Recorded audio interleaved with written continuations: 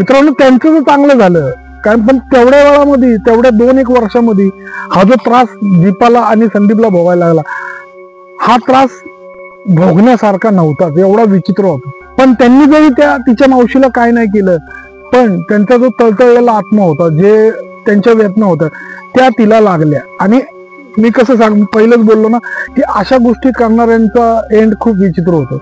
मित्रांनो, आता संदीप सांगतो की ती जी दीपाची मावशी होती तिला एका गोष्टीची जळण होती की तिच्या मुलीला संदीप सारखा मुलगा का नाही भेटत आहे.